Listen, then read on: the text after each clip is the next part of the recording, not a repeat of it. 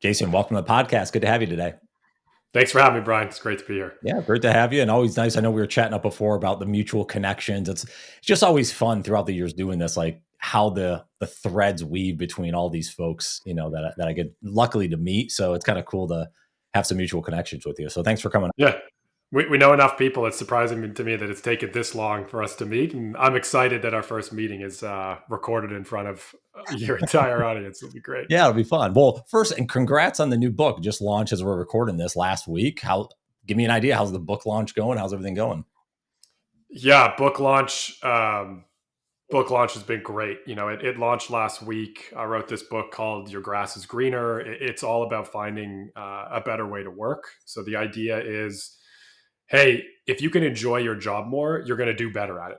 And this is what's going to help you prevent burnout. This is what's going to help you, try to find this mythical work-life balance that doesn't really ever feel like it totally exists. And it's my first time writing a book. Never thought I was going to write a book. It sold out in a couple days on Amazon. They were like rushing to fill it back up. It hit, number one bestseller in a bunch of different places. Like, honestly, like I'm shocked and grateful, and feels like it's hitting on a bit of a message. And I'm excited to be able to hopefully help some folks out with the book.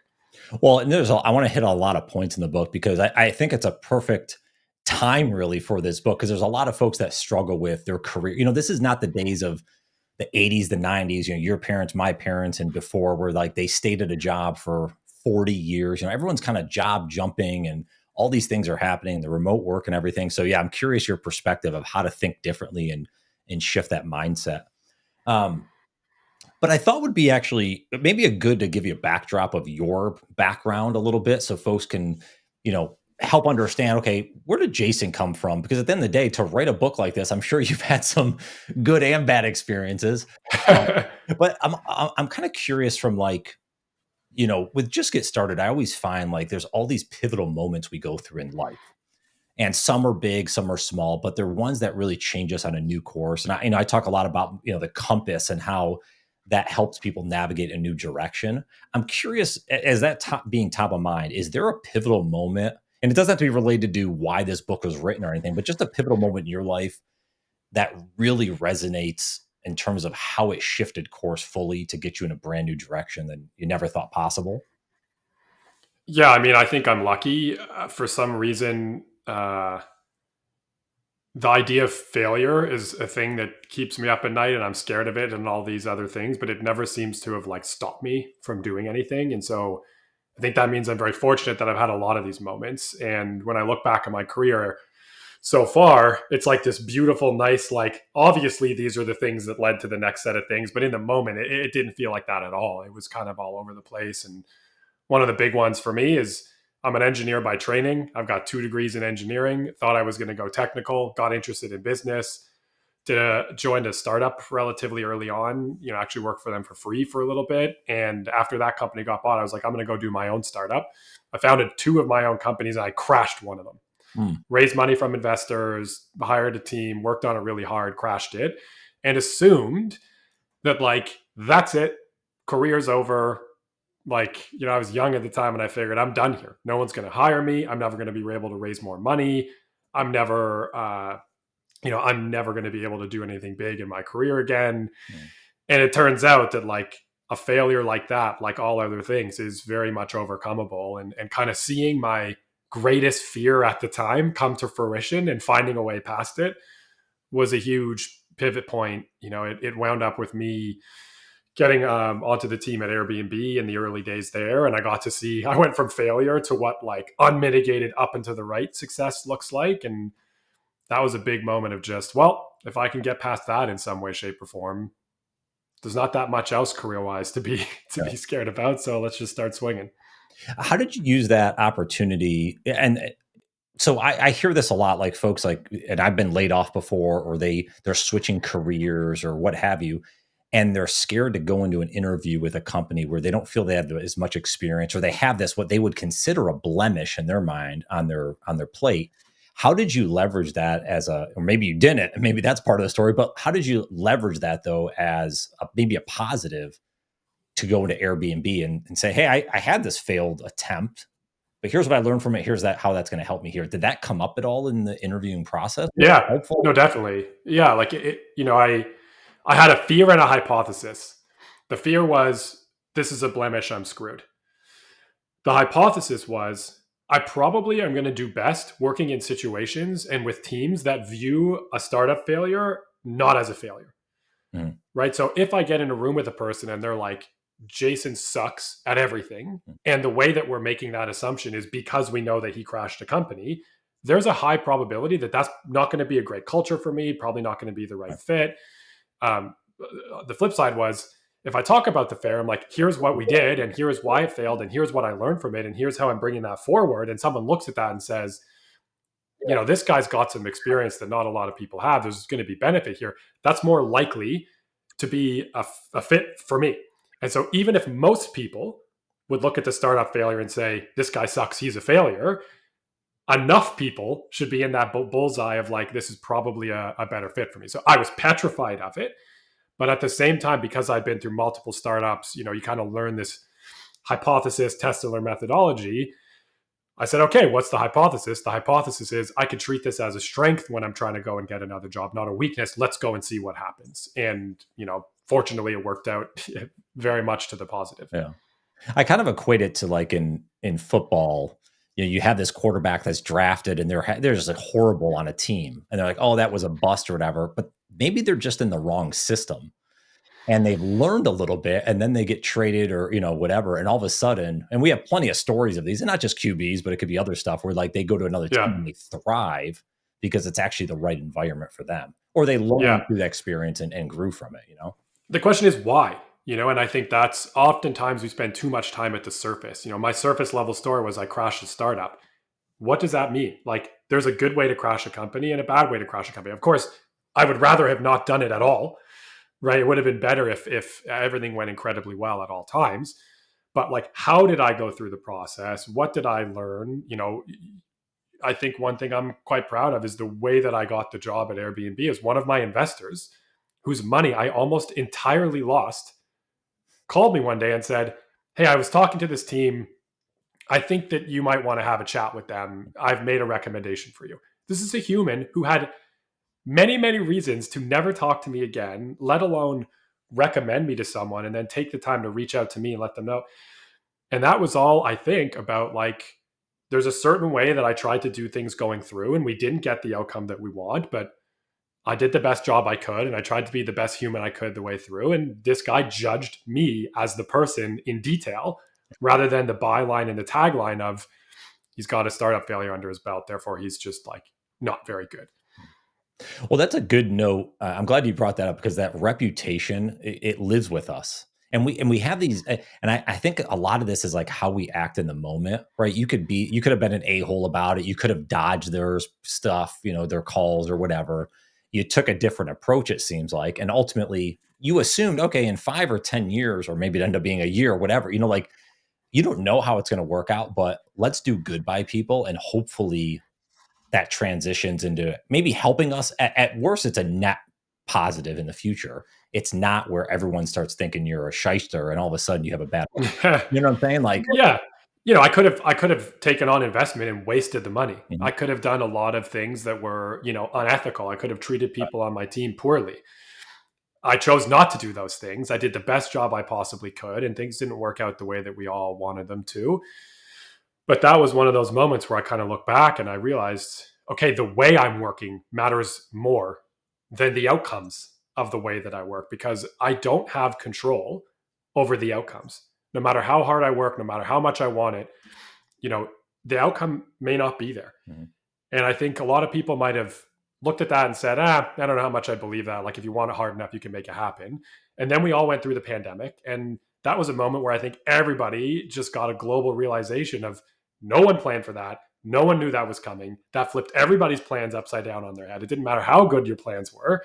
And you have to kind of adapt as you go. And now I put so much more of my attention on, and the book is actually a lot about this of how are you working day to day? What are you doing day to day? What do those things look like? And how do you value those things so that whatever the outcome is, it's going to be, net positive for you one way or the other. Mm.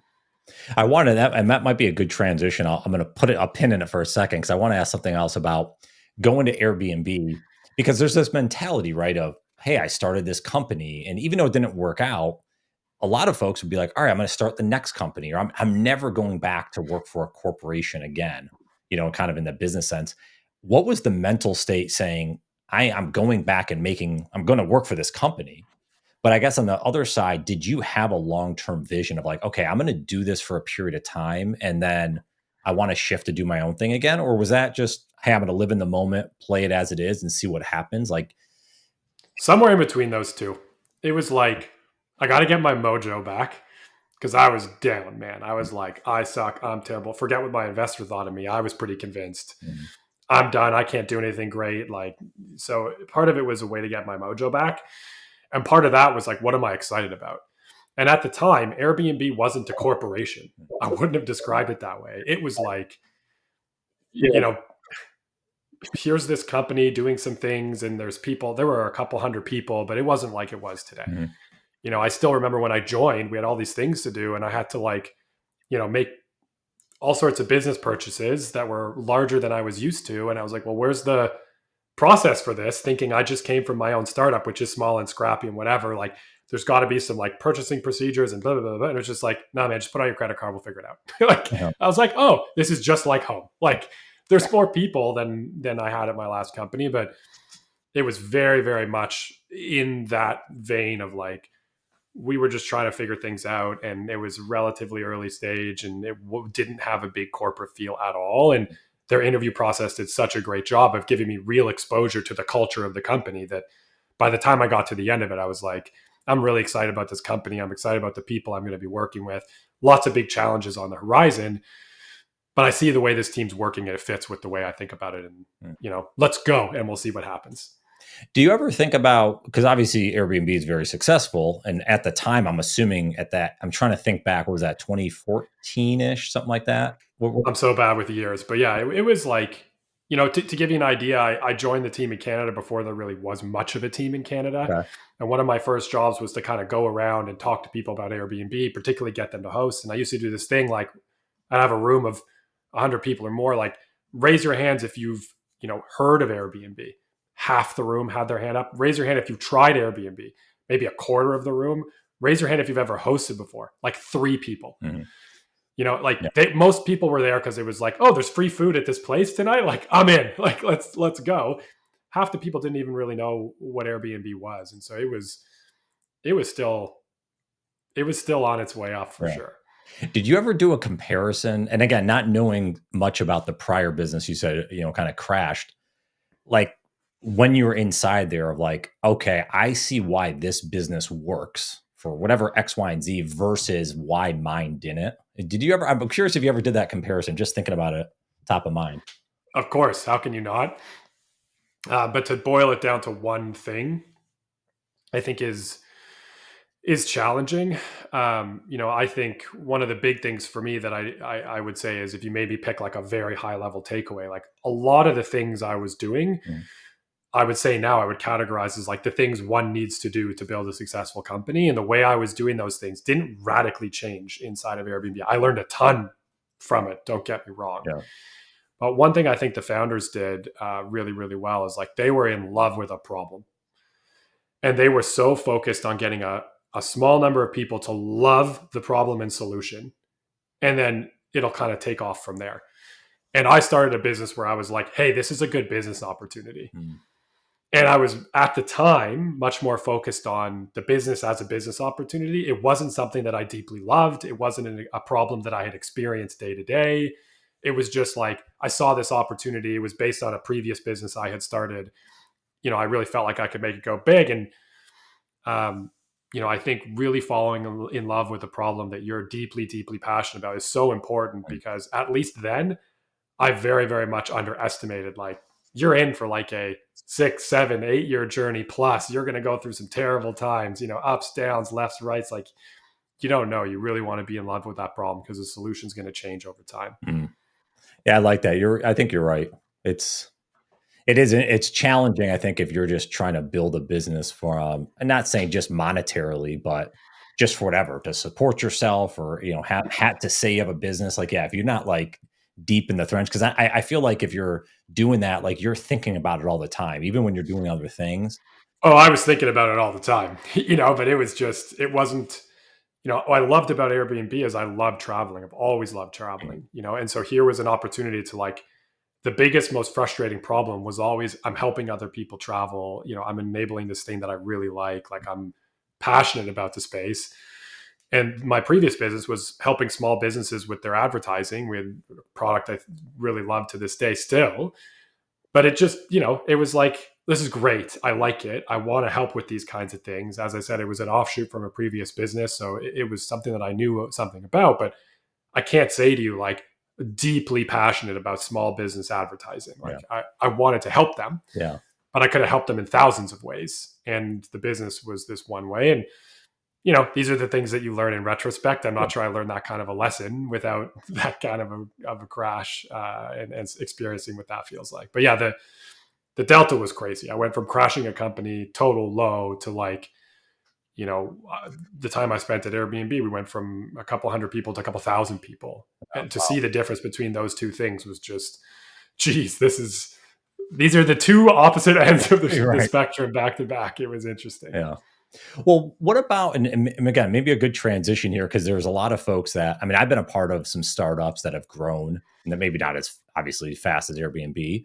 I've been a part of organizations where you get sold, you're going to be on this rocket ship. It's unbelievable. And then it's like, you get inside, like, holy shnikes. So let's go back to, because you were mentioning about like enjoying the day to day and stuff. How would you encourage folks that are in a position where they're like, I was passionate about this thing. Now it kind of sucks, and partly it sucks because their attitude is bad, Hmm. right? How do you encourage them to go back to the foundation, like maybe why they got hired or some of the things they're focused on versus like, okay, I'm looking for the door and leaving every year because they don't like something. Yeah. I'll tell you how I helped them go back to a different foundation. And it's because like my brain was wired this way as well. It took a lot to kind of unwire me from this position, but I feel like as humans, we're constantly thinking about like something external, right? I don't like what's going on. I need to find something external. Like I got to get a promotion. I got to get on a new team. I got to go and find a new company altogether. And the challenge with those things is they're very outcome oriented. And as we talked about, they're kind of out of our control. And in addition to that, like they don't last very long, right? If you're like me, you accomplish a goal, you're happy for like 15 to 75 seconds. Yeah. And then immediately it's like, what's the next thing? What's the next thing I have to hit? What are we going to do? The new stresses of that, what have you, right? It's called hedonic adaptation. We all have it. We can't help it. It's wired into our brains. The challenge with that is you don't stay satisfied. And that's kind of what we're talking about. And so instead of trying to push people back to a position of what made you passionate about this position, I like to ask people like, what do you like doing? What do you enjoy doing? I don't mean at a high level of like, I'm an accountant, I'm a lawyer, I'm a software developer. It's too high level. There's something about that you really like, right? As an accountant, maybe you really like spreadsheets and going through all that kind of stuff. As a lawyer, maybe you like to really deeply understand someone's argument and figure out, how to get them to a position that you're in. As a software developer, maybe you really love solving complicated technical problems, right? And so what I do is I give people a very, very simple exercise. And folks can do it at home if they're listening to the podcast. You take out a timer, start it for 2 minutes, and on the left side of a piece of paper, you write down everything that your phone is really great at. Right? We all have our phones. We walk around with them all day long. What's it really great at? It's got maps. It's got my email. I really like, I don't know, Instagram. There's a calculator for when I need tips or whatever the heck it might be that you use your cell phone for. You write down everything. When the 2 minutes is up, restart the timer. And on the right half of the piece of paper, write down what you're great at. And if you're like the vast majority of people that I work with, what you'll see is you will probably still be writing at the end of the 2 minutes when you're thinking about your cell phone list, right? It's going to be a very, very, very long list. And you probably will have stopped after 3 to 5 bullets when you write down the list of things that you're really great at. And so the takeaway is we know more about our phones and what our phones are great at than what we are great at. And if you aren't spending time doing what you're great at, you're probably not going to enjoy your job as much as you could be. And you're probably not going to be getting the results that you could be getting because you're spending times at things that aren't your existing core strengths. And then we go a slight step further. And I say, okay, great. Flip the piece of paper over. Now on the left side, I want you to write down the activities that you enjoy. Mm-hmm. I really like having coffee with my colleagues. That's a fun thing for me. I like getting into brainstorming sessions. I like going deep into an Excel spreadsheet. You list out a bunch of things. And then on the right side, you open up your calendar and you look at last week and write down the things you actually did last week. And when you're done, draw a line from the things that you did to the things that you enjoy across the page. And again, if you're like most people, you are not going to have many lines. And this is the problem, right? We don't enjoy our jobs because we don't spend time enjoying what we're doing. And the common confusion here is that people think they have to change their job to enjoy it more. I'm not saying change the work you have to get done. It is the most common pushback I get from people. I'm a founder, I have to do these things. I'm an analyst, I have to do those things. Totally agree. What I'm saying is you want to find your best practice, not somebody else's, not some average way of getting the job done. You want to find your best way of getting all the jobs done that you need to get done in a way that you're actually going to enjoy. Because it seems really, really silly, but like if you want to enjoy your job more, do more work that you enjoy, right? So simple, but we forget something that simple. How much is it that folks just think they have to fill up their calendar to be busy, and they fill it up with useless meetings or things that almost, and I even see this, like they fill it up with, because I guess I've been at fault of this as well. You fill it up with things just almost like to show like, oh, I can do these other things, but they don't actually enjoy them, but you keep adding to the plate instead of removing. Do you see that a lot? Add it 100%. And this is why the whole premise of the book is like, if you can talk or type, you can try every tactic in my book. And I went through a period in my life where I really experimented with work. I tried everything, Tim Ferriss at work, effectively, like all the productivity hacks. I'm going to set more goals, no goals, only goals. I'm going to work in the middle of the night. I'm going to work 7 days a week, 4 days a week, 2 days, tried everything. What I thought was adding stuff is what's going to lead to me having more impact and enjoying myself more. That was my incoming assumption. It was totally wrong. Removing things is what made me have a bit more impact and be like enjoy myself more in my day to day, right? And so you say like your schedule's filled. It's something we all do. We're very, very focused on hours, not outcomes, right? We're not looking at our impact. We're looking at our activity. If you can find a way to get a job done in 10 minutes, why would you spend an hour doing it? That's just called smart. Yeah. Right. And I think the challenge is it's really hard to measure impact. The attribution is a very challenging chain, right? We have this podcast conversation. What does that lead to down the line? Hard to know. But we both know that we spent X amount of time on this conversation. It's much easier to measure it. So we default to that. And what I try to get people to think through is, okay, great. Take some of this time that you spend thinking about what you're going to accomplish. What are all the things I need to do? What's all the ways I'm going to fill my time? And carve out like 10% of that time and spend it on how do I want it to feel as I'm accomplishing these things? What do I want this to be like? How do I want to experience these things? And that will kind of change the way that you're approaching the day to day, so that I might look at my calendar. And I think there are probably many people who are listening to this who would say, yeah, my calendar is super full. Jay's advice is great, but I can't do anything with it. I'm too busy.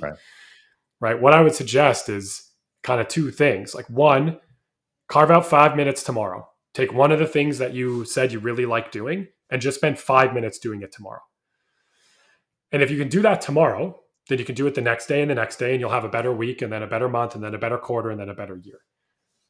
Right? And stringing together these things is not that hard. We just don't seem to spend time on how do I want to accomplish these things as much as we spend time on what do I need to accomplish. And I can give you an example if it's helpful. Let's say you and I have to go to a meeting and we've both been tasked with the same job, right? We need to give a project update to our team. So in this hypothetical situation, let's say that I really like giving presentations and you're really analytical. Well, my way of giving the update is going to be collect a bunch of information from the team, make some kind of a PowerPoint presentation, think about some kind of witty story to stick in there, and then get to the meeting on Friday, stand up in front of the team, deliver a presentation. There's the project update. Your way is probably going to be collect a whole bunch of information, probably in some kind of a database or a spreadsheet, go through that information, produce a report for the team, send it to everybody in advance, and ask them to come with their questions to the meeting on Friday. And on Friday, people ask their questions and they've gotten the report from you, the update on the project. We both just accomplished the exact same outcome, but we did it in two completely different ways. And if I try to do it your way, I will not like it, and I probably will not do the best job at it. And if you try to do it my way, you will not like it, and you will probably not do the best job at it. And so that little bit of time of I've been asked to give a project update. What do I really enjoy doing? What am I really great at? How do I leverage those skills to accomplish this job? A little bit of time on that versus just saying, well, everybody always delivers it with a PowerPoint presentation. Doesn't matter that I'm a data person. I got to do it that way. You won't like it. It won't be enjoyable. And the results probably won't be as great as someone who really enjoys and is great at presentations. Yeah. But yeah, that's a great point. I mean, there's always alternatives if we're willing to look outside the box. When you were mentioning that, it reminded me of, you have kids, right? Yeah, I've got two. Yeah. And I have one, a 12-year-old, and he just got this assignment, just started back at school, 7th grade, and got this assignment from, I think it was a social studies teacher. Anyways, irrelevant. He's like, oh, he's like, this is so much work. He's like, it's due in 3 weeks. There's like 16 problems, and he's like going on, and he's kind of frustrated with it.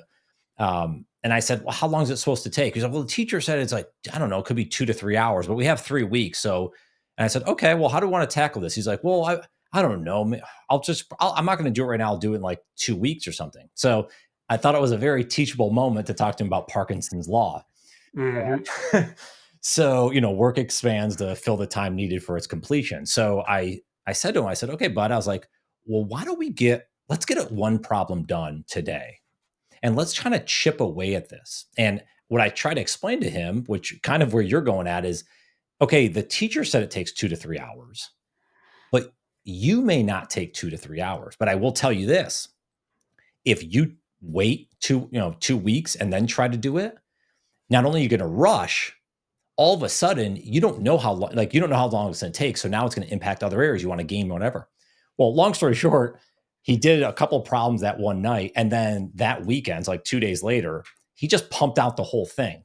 Nice. In total, it took him 1 hour, which was awesome for me because then I was able to, like, dude, you just literally cut this in half or a third because you did it a different way. You might have a lot of other friends in school that, they have to sit down and open up the book and then do it. I was like, oh, they're wasting all this time in the front and back end. And it's kind of going where you're going at. It's like, if you focus on this is what I want to do, this is the activity, even if it's 5 minutes, it's like, I'm going to get that done in that period of time versus I think this is a meeting. Okay. It's got to be an hour long.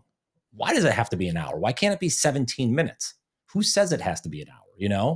I'm assuming this comes up often, people push back on you like, well, Jason, we've always done our meetings. I got to keep it that way. Right. Yeah. The most common thing is, so totally agree. And the story about, you said is your son, 12-year-old boy. The story about your son is great. And I think it highlights the point perfectly in that your son is on one end of this particular spectrum. And on the other end, I know lots of people who, in the absence of a tight deadline, don't do their best work. And what they've learned is, I'm going to wait until the last minute, and that I'm going to be stressed. I'm going to be up all night, but like, that's the best version of it for me. And I think what the challenge is everybody assuming that there's somebody else on that spectrum is where we fall into trouble. And your son probably is going to realize, hey, if I do these things a little bit earlier, I can save myself some time, and he's going to develop a habit, and that's going to work great for him. I don't love this pervasive term of best practices because I always think like best for whom? Mm-hmm. Like anytime you take an average, it gets rid of all sorts of outliers in all sorts of different directions. And so I try to push people to, just like you said, let's kind of question the status quo. And the big pushback I get most of the time is, hey, like, I'll enjoy myself later when I accomplish the things I need to accomplish in my career. And I think that's where the big push comes from. Is there's so much research out there that shows like enjoyment isn't fluff. It's the fuel. Like the more you enjoy your job, the better you do at it. And the better you do at it, the more you enjoy it. And the better you do and the more you enjoy your job, the more it spills over into the rest of your life and yada yada yada and so forth down the line. Yeah. And as a type A person, super focused on achievement, anytime I heard anybody talk about enjoyment, immediate tune out. Just like, yeah, like once I like sell this company or figure out this thing, like I'm going to enjoy it then. Yeah. Meanwhile, what I've learned now is so much of your ability to get things done is based on, are you enjoying yourself? There's only so long you can grind a thing out before the product of your work just becomes like just crap, just not great.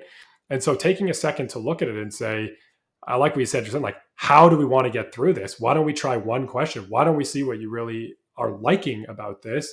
And he's like, I like that I can get this done pretty quickly. Yeah. And then I like that I could finish the whole thing and I don't have to think about it for a couple of weeks. Yeah.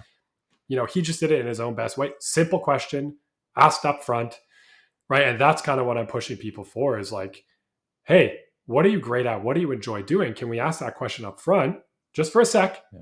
And it might change the way you do it. Not all the time, but it might change the way that you do it. And when it does, it's going to be better and you're going to like it a heck of a lot. Well, and I used to be like you where it was enjoyment came after the fact. Yeah. Now, but I have, which means almost never. Never. But I have changed my tune a lot. And as you were mentioning about activities, when you talk about activities, you're not talking just work activities? Are these personal as well? The book is entirely about work. Yeah. In that, like all the anecdotes are about work. It's 9 of the most common workplace challenges: miscommunication, slow decision making, bad decision making, working on stuff you don't like to work on, and how to make it more fun, like things like that. Not fun, more enjoyable, rather. There's no reason why you can't apply them in your lives. I've gotten feedback from folks that, hey, the way that you describe this miscommunication thing, which is rampant in my office, is a really great way for me to communicate with my spouse or my kids. And I've been using it for that. Like the decision making, which is focused on business decisions. Hey, I've pulled that outside of the office and it helped me figure out how I was going to reno my backyard, which I was waffling on for weeks and weeks and weeks and weeks and weeks till I saw your technique. So they can be applied inside and out. I've just chosen to like, hey, this is going to help you in your job. Yeah. Well, because like I think like working out, exercise is a huge one that comes up with folks I talk with a lot, where they're like, I don't have time to work out.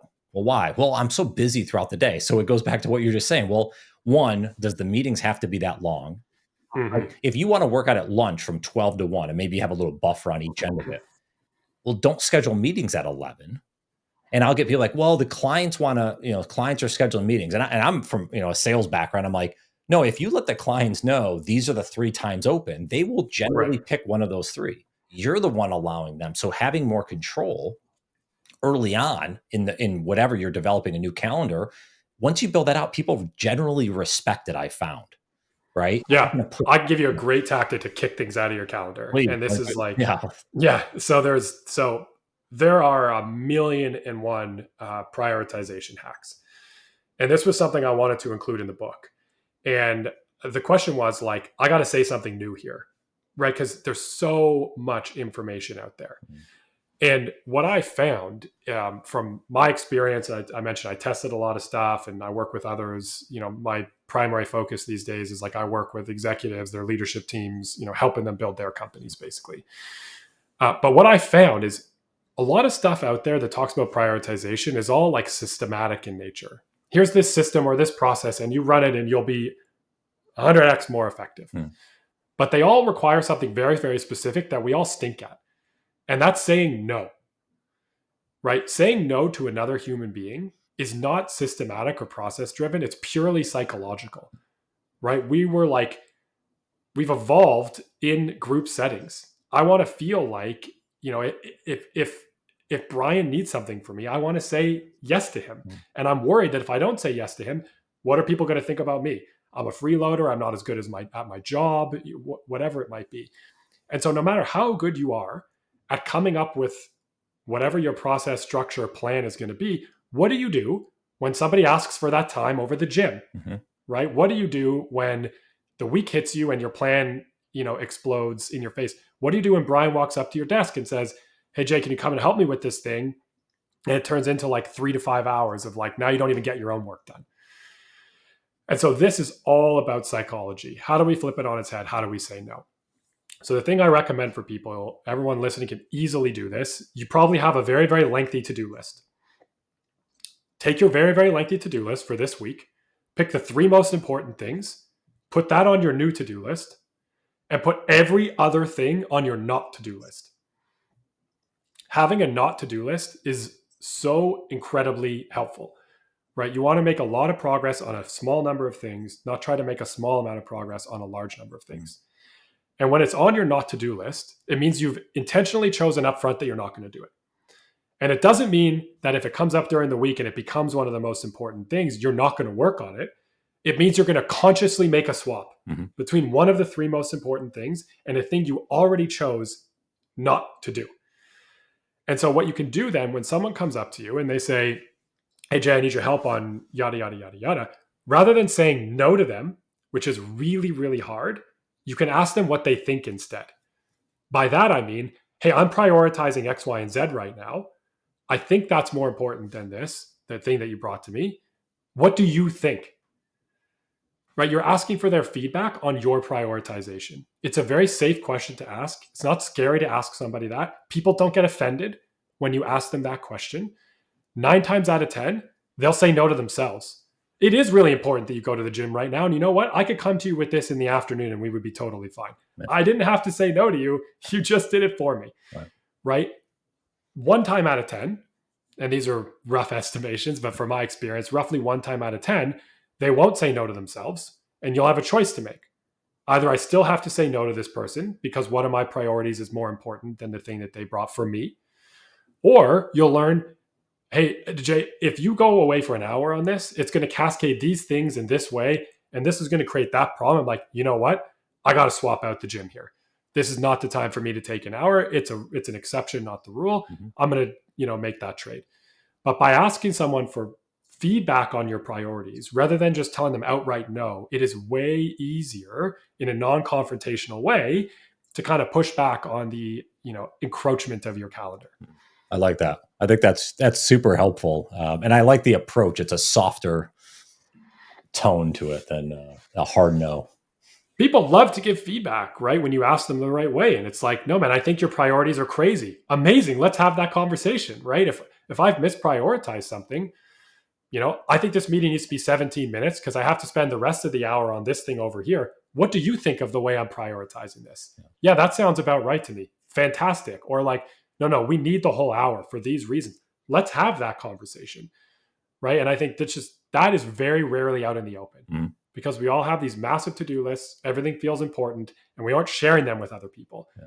So there isn't really an opportunity to collaborate on it. And it's really hard for someone to come to you and say, "Can I get your help?" And you're just like, "No." Like, "No, you can't. Get out of here." Because we all want to be nice and help other folks. So get feedback on your priorities rather than telling someone, "Take a hike. No, thank you." There's a lot of points here. We could probably spend a few hours talking about this, but one last point I want to get to, because I'd love to hear you expand on it, is this idea of like progress without promotion. Most people leave jobs because they feel jaded. And by the way, I think we're seeing this a lot with the younger generations, thinking they should get promoted every 6 months, being in a role. It's like, hold on, that doesn't happen like that. So when someone's thinking about, "God, I'm not getting promoted yet," or "My manager doesn't like me," or myriad of other ideas, how do you get them to think differently about where they're currently at and maybe how to get to the next level that they ultimately want to get to? Yeah. You got to define next level, right? So you want to make progress. The thing about a promotion is the promotion is out of your hands. Like we talked about, like you can be an incredible employee. You can be busting your ass. You can be doing incredible work and you may still not get a promotion.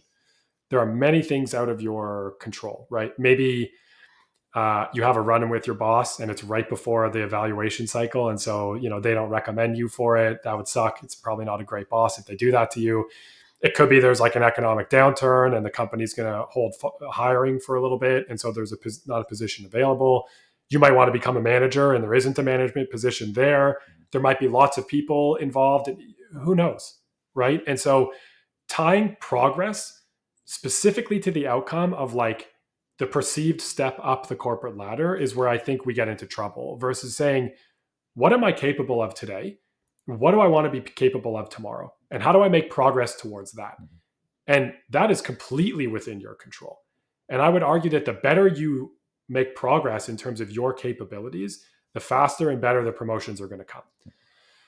And so this third of the book, I really try to focus people on like, what are your kind of core capabilities and how do you accelerate yourself regardless of whether you're getting promoted or not? The first thing is about making really great decisions. Decision making is not taught. I don't know why. It's such a fundamentally important skill. And we all just assume that if we're out there making decisions, we're going to just make good ones. Mm-hmm. That's not what happens. If you can make a 1% better decision tomorrow than you did today, that benefit is going to compound in everything you do going forward. And if you're just steadily improving your decision making, because everything you do is a decision. Do I work on A or B? Do we enter market A or B? Do I give a presentation in this way or that way? It's all a decision. And our decision making, in a lot of cases, leaves a lot of room to improve. Mm-hmm. So how do you systematically improve the way you're making decision making? That's kind of point one. Point two is feedback. You don't improve when you don't get like regular and constant feedback from the environment around you. It's not easy to get great feedback from people. It's hard to ask for it. Even if you ask for it, you might not be getting any. But there are a lot of tangible tactical steps that you can take to get way more feedback from people.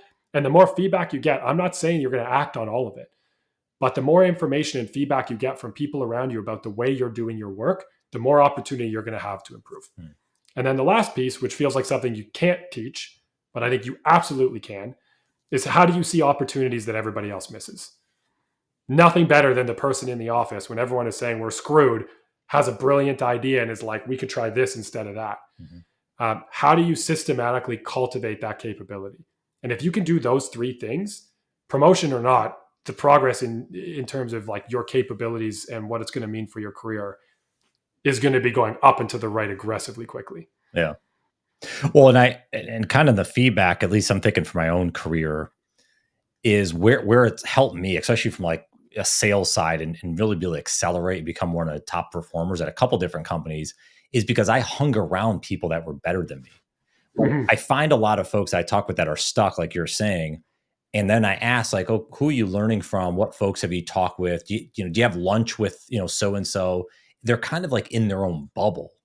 Mm-hmm. And they're like, oh, this is my job. I got to do it. So it's kind of the whole idea, like, with your business, it's like working on the business or working in the business kind of thing. I see that with like in the organization is like, go talk with the people you want to be. If you want to get a promotion, it doesn't have to be right that same role, but someone close to them, and learn and get feedback, right? I think there's such an opportunity in organizations if you just are willing to ask for that. Where a lot of people, I don't know, I feel they struggle asking for that. It's hard, right? Like we talked about, like I'm afraid that Brian's going to tell me something terrible about myself. Mm-hmm. But I think the logical progression that is easy for us to forget, or we look the other way about, like, let's assume that Brian has something terrible he wants to tell me about my performance. Mm-hmm. Whether he tells me or not doesn't change the fact that he feels that way. Mm-hmm. Right? So you might think I suck at my job. Yeah. And if I get you to tell me, it's not going to change the fact that you think I suck at my job. Personally, I would rather know. Yeah. All right, Brian, what's going on here? Jay, you stink at your job. Help me understand why you're feeling that way. Give me some specific examples. Let me figure out what you're seeing in terms of how I'm showing up for you. That puts me in a position where it still feels not great that Brian thinks I stink at my job, but I can consciously decide if and what I'm going to do about that. Versus just like head in the sand, well, Brian might think I stink at my job. I don't want to, get pushed around too much. So I'm just going to not rock the boat. That's rarely the case, that there's going to be someone like Brian out there sitting around thinking like you're terrible at your job. More often than not, they're going to have little bits and pieces for you that they're going to feed you over time that are just going to help you get better and better and better and better and better and better and better. And it takes a couple of these repetitions before you start to see, assuming you work with good people, Brian's not trying to put me down. He's poking holes in the way I'm doing things because he's trying to prop me up. Yeah. And I think that is an example of a very toxic work environment. If you're in an environment where people are just pushing you down and pushing you down and pushing you down, Yeah. that's probably an example of a time when, you know what, no matter what you do, you probably need to get out of that kind of a situation. But that's usually the exception, not the rule. More likely, hey, Jay, did you think about doing it this way? Or what about if you approach it from that angle? Or often when you're doing this thing, it looks like that. Did you think about it like this? You can't get that unless you talk to other people. There's just no way. Yeah. And data is what's going to help you get better. Well, and kind of last point on this, at least I'm thinking as as you're chatting about, is like really, if you think of like a company, it's an internal network of your grander network. So if everyone's going to agree, which I'm assuming most people would, is like if you want to get a new job, it's better to know someone to get referred in or to get a kind of a handshake welcome versus just putting your resume on top of 200 others. So if Mhm. that's the case, if you're going to grow in an organization, wouldn't it be better to network with other folks that are, whether they're on the same level as you or a couple levels above, and now you have that, those people kind of talking, oh, Tom came over and God, it's amazing how he was interested in learning and becoming better. And all of a sudden, like your name starts getting around and you build a better network, right? I mean, I don't know why we get lost on that. It's just a smaller internal network versus the grander one that we have. So why not utilize it, especially if you want to grow? It's scary. I think that's my experience with folks, myself as well. It's scary. You're kind of, you have to be vulnerable, right? I want you to tell me ways that I can improve, which means by definition, I'm going to hear things that you think I could have done better. Yeah. I think another thing that's very common, if you want like a really quick tactic on feedback, is a lot of times we'll ask people for feedback and they won't have any for us. And what can be challenging is if that pattern happens too many times. I ask you for feedback, you don't have any for me. I ask our other colleague for feedback, they don't have any for me. Eventually, I stop asking. Mhm. That's not happening because people don't care. It's happening because everyone's in their own world doing their own thing, very focused on themselves, trying to get what they need to get done. Right. And so, a great tactic you can use for that is ask people in advance. Tell them you're going to ask for feedback at the end of the meeting, right? Hey, I'm about to give a presentation. I'm going to ask for feedback when I'm done. I'd love everyone to just jump on. Or like, hey, I'll get that report to you by the end of the week. By the way, I'd love to hear from you what you think about the report itself in some feedback once you've had a chance to go through it. This kind of primes people to be like, I'm not just listening to Brian's presentation in this meeting, I'm listening to his presentation and I'm being critical. And I mean that in the most positive sense. Mhm. I'm being critical of his presentation, looking for something I can help him improve on. And that way, at the end, when Brian says, anybody have any feedback for me? I've taken my notes on the content of his presentation, but I've also taken a couple pointers on like the way that you kind of landed that third slide there. Like it was very unclear to me at first. And I had to wait until you got to slide 15 before I really understood it. Yeah. What about this way? Right. But it's hard for me to do that when I'm focused on my job and getting the information I need, unless you've primed me with the thought. So if you want feedback, don't just ask for it in the moment that you want it. Don't expect that it's going to be there right when you want it. Tell people upfront in advance, I'm going to do this thing. I want this feedback from you when it's done. Mm. More often than not, they'll have feedback for you. Yeah. Jason, any other final, I know it's hard because the book's so close to you and there's, probably a million different points, but any final, like, I want to make sure this point gets driven home for folks that are, obviously in a corporate setting or in a business and, again, struggling with, do I stay, do I not? Any final thought you would share about the book that, Other than buy the book, I hope you'll yeah, love it. you're going to get out of it that we haven't talked about, like a key point that you think is valuable to mention? Yeah, I really feel like the base assumption is that we have to leave. You have to get something new. And I don't mean leave your job. I mean like environmentally there's something going on, right? I'm not good enough, this job's not good enough, this project's not good enough, this team's not good enough. I'm going to go and solve it by some external thing. Mm-hmm. And what I want people to take away is it is absolutely true that sometimes the external thing will help you, but it always goes through a honeymoon phase. And if you don't change the way that you work, more likely than not, you'll get on a new project in a new team or in a new company. And after some amount of time, all the same challenges are going to come back. Mm-hmm. And so, what I'd love people to take away is to flip that script on its head. Try to change some of these things about the way you're working. And if you do that and nothing changes, that's the signal that it's probably time to make a change. Mm-hmm. Rather than assuming up front, well, I'll just make this change and that's going to make everything better. I feel very confident because I've seen it happen so many times. If you can attack these most common challenges that we all go through at work, and you can move the needle just enough on each one of these nine, or enough of these nine, you will love your job a lot more than you do today. And you'll start performing even better than you might be performing today. So just suspend your disbelief for a sec. Don't assume that you have to make a change up front. Yeah. Go through a couple of these steps that we talked about today or that are in the book, and then see. And if you see no change, it's probably your environment. But don't start with the assumption that it's the environment.